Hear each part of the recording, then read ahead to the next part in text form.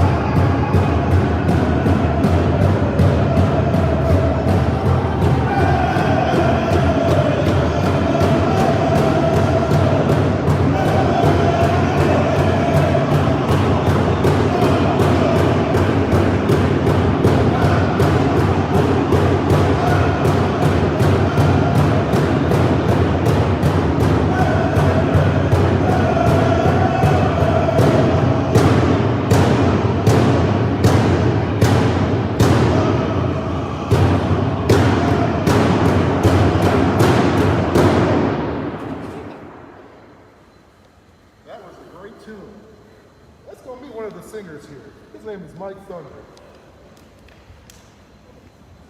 Hi, Mike. That was a great song. Thank you guys for singing. Can you give us a few info about that song? The meaning behind it? That song was taught to us by Johnny Smith, Pat Kennedy's son out of Rocky Point, Montana. It's one of the first songs that me and Johnny showed me in verbal. It's back in 92? 92. Now I know that the drum kind of has a distinct sound to it. And did you make this one by yourself here? A friend of mine put this hide on here. This is an elk hide on here. Nice. That's real good. What did you use for the bass of it? It's just wooden. Oh, nice, nice. This is a bass drum here. It represents a trophy going in the battle. Well, you sound like you got quite the voice, man. How long have you been practicing and singing there for? Since 92. That's a heck of a time. All right. Well, let's go on to hear this guy ask me a few questions here. Hey, my name is Merville LaRose, of Fond du Lac, Ojibwe, ties in Leech Lake, Red Lake, Whited, and Sister. Merville LaRose sings professionally. How long have you been singing professionally for? Who'd you start with? I don't know about professionally.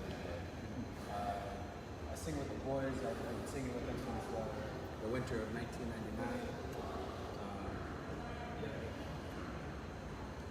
Been singing for a while.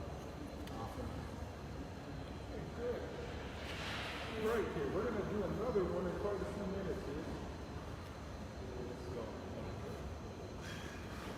Are you? Are you, Manny? All right.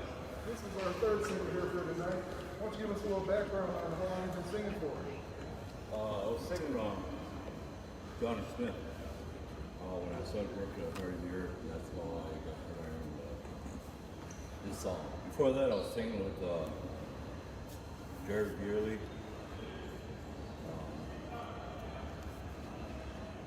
Lloyd Hand, those guys. I got to know these songs, but then I started working for Johnny, then I moved over, then I started singing with real lead singers. All right. Well, Mike, do you have another banger to take us away with for the time being?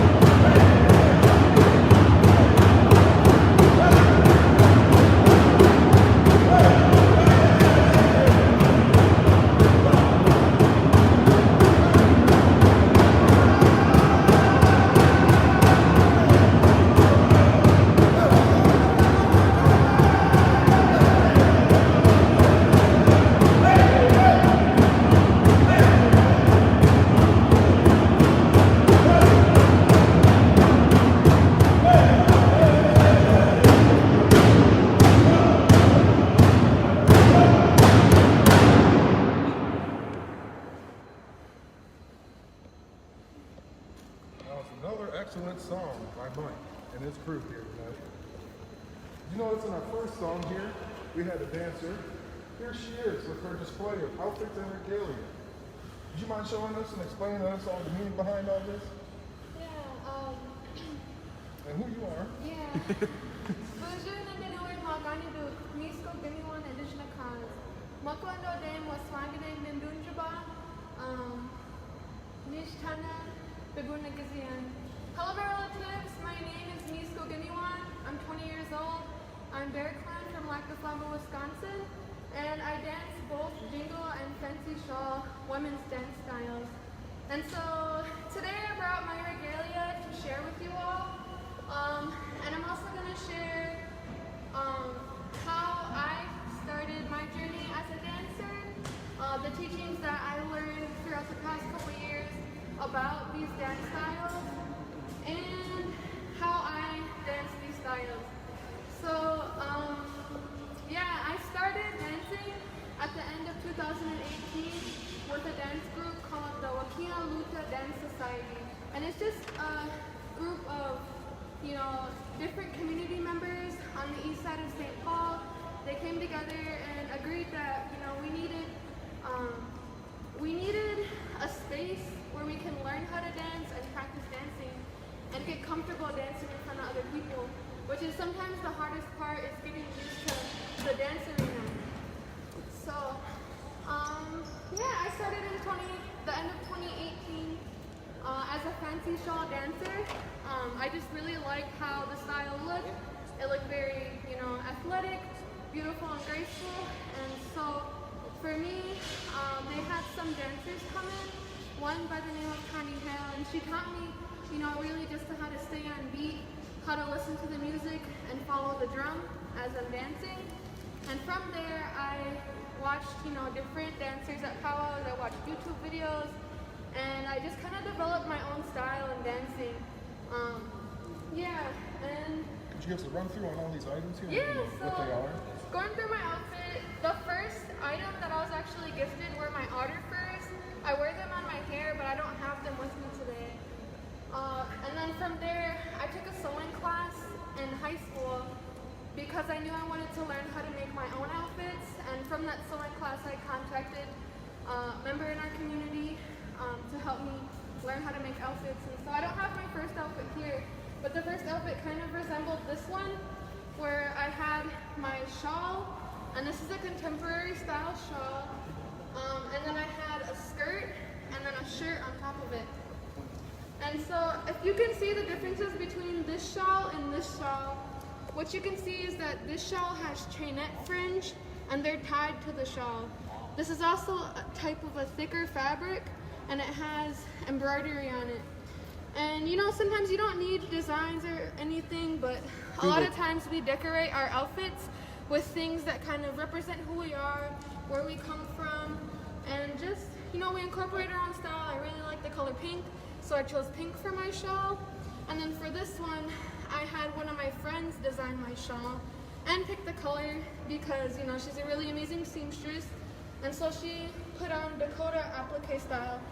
And this shawl is a contemporary style shawl. You can tell because it has ribbon for the fringe, and it's very sparkly, very shiny, very contemporary.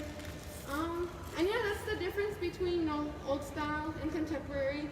The origins of the fancy shawl style dance is it's one of the newest dance styles that we have for the women's dancers. It is a very active, very competitive, very athletic style of dance. It came about in the 1950s and 60s when the women seen that the men had a style of dance called men's fancy bustle. And so they used to dance, very athletic. It kind of started out that they would perform with their dance style. And so, they had kicks, they had spins, their outfit was very flashy. And the women's style, at that time, we only had traditional. And, jingle came about in the 20s, and I can get into that story. But the women seen that, the men, they could kick their legs, they could spin, they could, show themselves off through their dance moves as well as their regalia. And so the women also wanted to have something where they could have fun with their dancing and be creative with it. So through that, the first fancy shawl styles of outfit more resembled the men's fancy bustle, but as time continued on, we realized the dance came to resemble a butterfly. And so when we dance, we spin, we kick, we're very elegant on our feet. When we dance, we have to be graceful with it. Posture is one thing to notice when you're dancing. And to stay in balance, just like you are in life, whatever you do on one side, you do on the other. And so that's a little description of the fancy shawl style of dance. And going into the jingle dress dance, like I said, this style of dance came about in the 1920s. And there's a few stories from different tribes of where it came from, but one story that I was taught was that, back in the 20s, they also were going through a pandemic, through a time just like we're going through now. And so there was this family, there was this very young girl, she got sick, and, as Indian people, as indigenous people, we pray about things, we ask the Creator, and so a lot of times we get visions through dreams, and stuff like that. So there was an elder grandpa who had his granddaughter was sick from an illness. And so she was very close to, moving to the spirit world. And he had a dream, and in his dream, he was shown a dress that resembled the sound of water. And he took his dream and his vision to different women in the community and told them about what he seen in his dream and asked them to help him create this dress so that he can help heal his daughter. And through that, we got the jingle dress. And there's 4 traditional colors that they come in.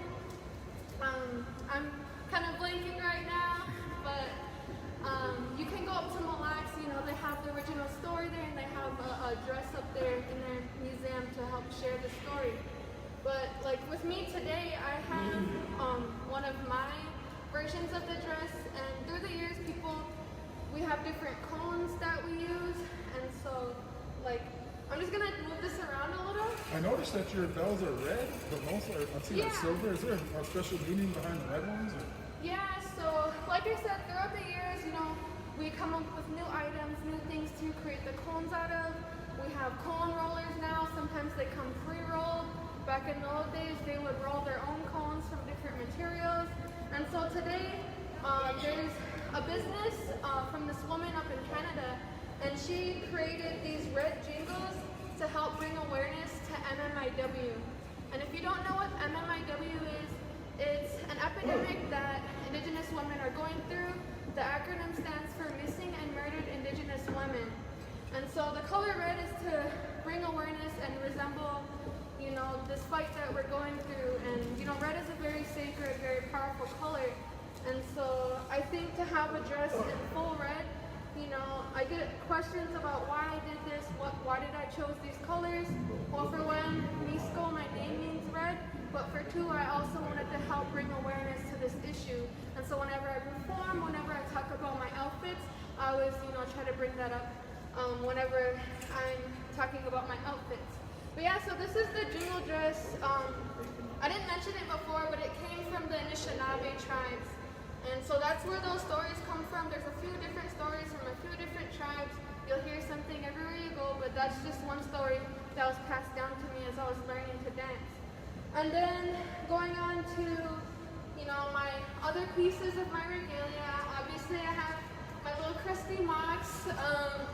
I'm still a beginner dancer. I started dancing within the past 3 to 4 years. And so, this outfit is a fabric outfit, but I'm working on my beadwork and I'm learning how to bead. And so, yeah, like I said, I have my moccasins, I have my leggings, and I can show you how I put these on.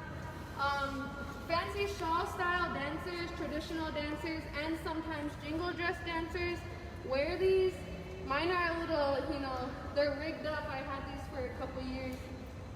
But you just zip it up. Ooh, my zipper's getting caught. You zip it up, and then I had some ties, but now I just safety pin it. But this is how this piece looks. It took me about 3 to 4 days to make this set, just because it's made out of, fabric. I danced in it a while, so you can see I got rips and holes. But this is why we're always learning, we're always growing, and we're always making new things. On to the other piece to complete this set. This is called a yoke, a cape, and you can wear this with your fancy or jingle outfit. Usually the jingle dress dancers have a rounded one, but I have this one because I started off as fancy. And so this will go around my waist. I put this up here, and then I tie it. I have 2 ties to tie it. And then yeah, it just looks like that. And then to complete it, I always wear my belt. Yeah, this is just the basic outfit that you wear when you're dancing fancy. And then jingle. Traditionally, old style jingle, you don't wear leggings. You just have your moccasins and your dress, your belt, and sometimes women wear scarves or a cape. But yeah, that's the basics of an outfit. And then more popularized in Indian country, we started wearing these scarves, and they're not traditionally ours, but through trade with other communities, with other cultures, this became a very popular item in our Powell communities. So this is something you might see. And then going on to other accessories, like I said, I don't have my otters that I wear. I usually have hair ties, but here's a little purse that I wear. You can carry medicine in it. You can carry other things in it. And this is the piece that my elder gave me. It has horsehair on it. It's made out of leather, and it has little, quill work on it. But, some dancers wear this to carry medicines. If you ever see my hair have ties in it, sometimes I use, rickrack. You can use bias tape.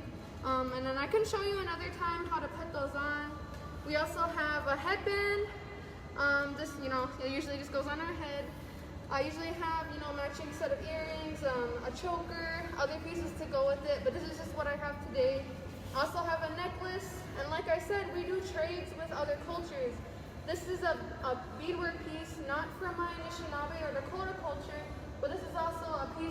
down in Mexico that, you know, one of my friends, they were like, oh, you should wear this with your outfit, it'd be really beautiful. And so it matches some of my other beadwork that I have. And then last but not least, I represent the Minnesota Indian Education Association. So if you're familiar with powwows, we often have, you know, pageants or like royalty who are ambassadors of different organizations. So you might see when you go to powwows, these people who stand by the veterans who have sashes or crowns. Those are representatives of communities, the representatives of organizations. And so for me, when I started dancing, I ran for the Minnesota Indian Education Association royalty. You know, you write essays, you do speeches, and it really teaches you how to become a speaker. And so this is a piece that, you know, I got through that, and I wear it at different powwows and events to represent. But yeah, that's just a little bit about me, a little bit about my pieces. I just want to say thank you guys for listening so much. I hope you learned something. If you have any questions, reach out to me, comment it on the video, and yeah, I hope you guys are staying safe, COVID-free, wash your hands, wear your mask. Thank you guys so much for listening. I'll see you guys next time. Thank you for that brief rundown there, Bisco. Enjoyed seeing all the colorful, you know, items on your outfit there, especially the crown was very, very shiny.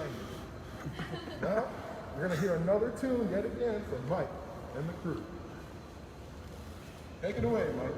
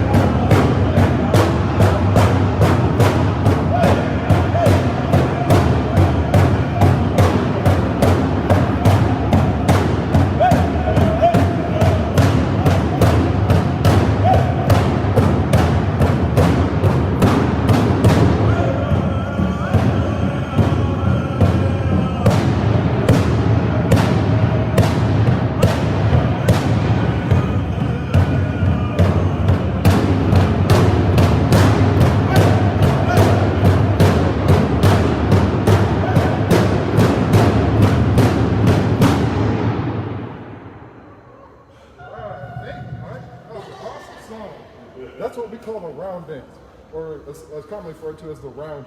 Either way, it's a fun one to dance to and get moving along with. So, let's go on to our next item here. The drum, once again. The drum has a very spiritual meaning behind it once you play on it. And we shall respect it, don't we, Mike? Yes, sir. Every time. Is there a meaning why we put tobacco on the drum when we start? Skill offerings. All right, cool. Well, we enjoy hearing it all the time here. It gives off such that distinctive sound here every time you guys sing on it. All right. Do you have any song about it, the meaning on it?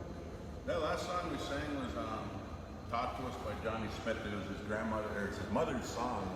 He said when he was a little boy, he'd be going to sleep and she'd be knocking on the wall, singing that song to him, and he carried it with him his whole life, passed it on to us. That song means a lot to us. Oh yeah, very beautiful tune right there. Thank you for sharing that one with us. All right. We're going to have our dancer here show us some your emotions.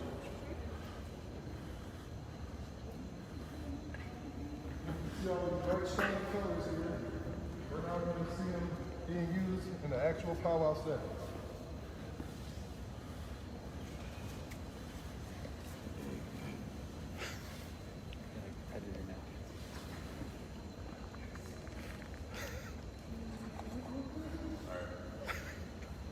Make her switch.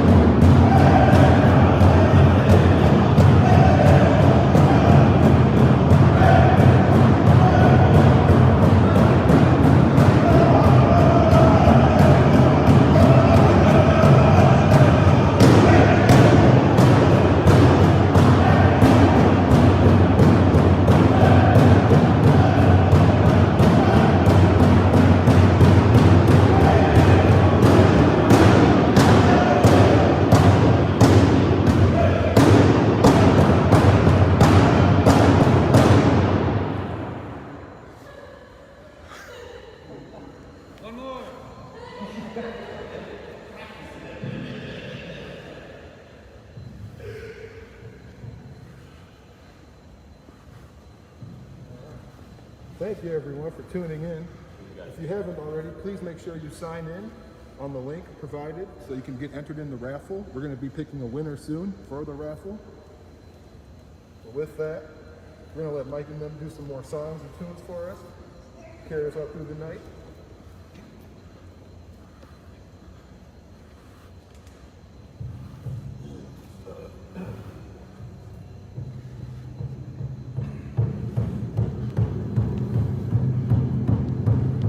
Hey!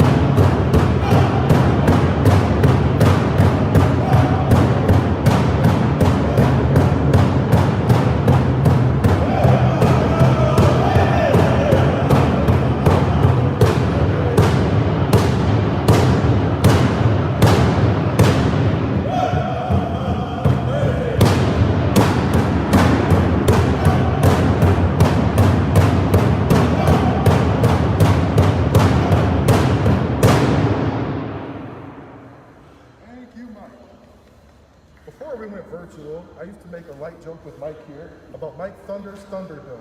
This here would be his Thunderdome, this arena.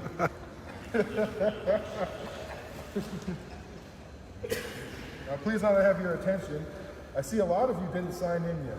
Not saying no names, so please sign in if you're watching from home, as we are bringing you this show to your living room or wherever you're located. Thank you for tuning in with us tonight. And remember, we're going to do a raffle in a few minutes, so the quicker you sign in, the more entries we get, the more chances you have at winning. Thank you. Mike and the Thunderdome, you are on the air. Yeah. Singers of the world.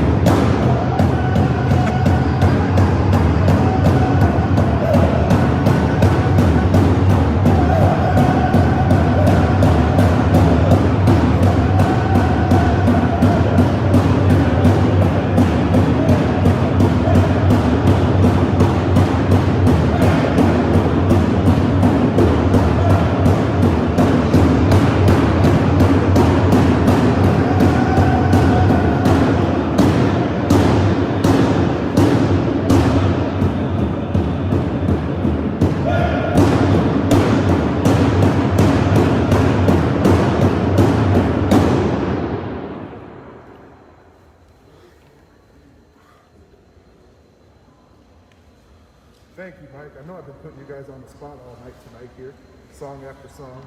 But that's for the viewers, for you at home to enjoy. In a few minutes here, we're going to pick our raffle winner. So if you haven't already entered, please do enter for your chance to win a $20 gift card to Target. In the meantime, in a few moments here, we're going to have Mike sing again. He just doesn't know it yet. We're going to let them get a rehydration station break.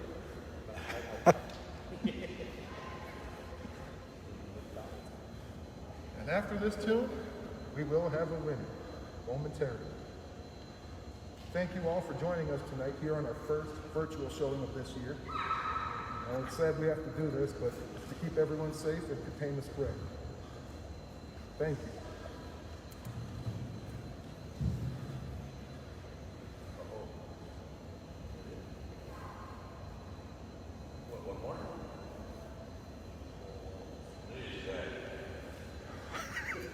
solo spot dance. Yeah, that's what we're doing. We're cooking while you guys swimming. We had to give them more time to enter because people aren't in.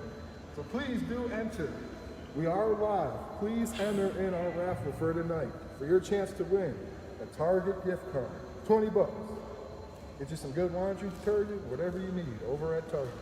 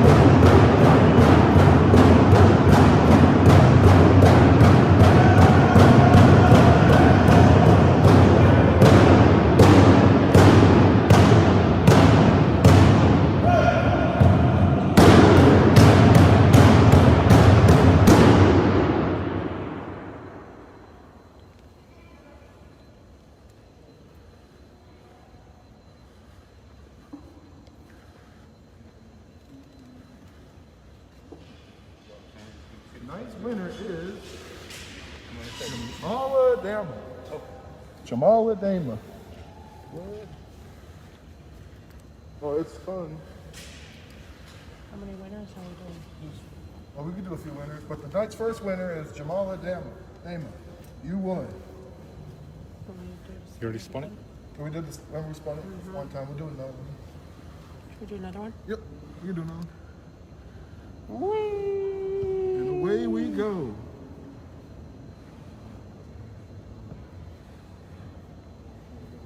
Tanya, you are the winner. Yay, Congratulations. Thanks for tuning in with us live.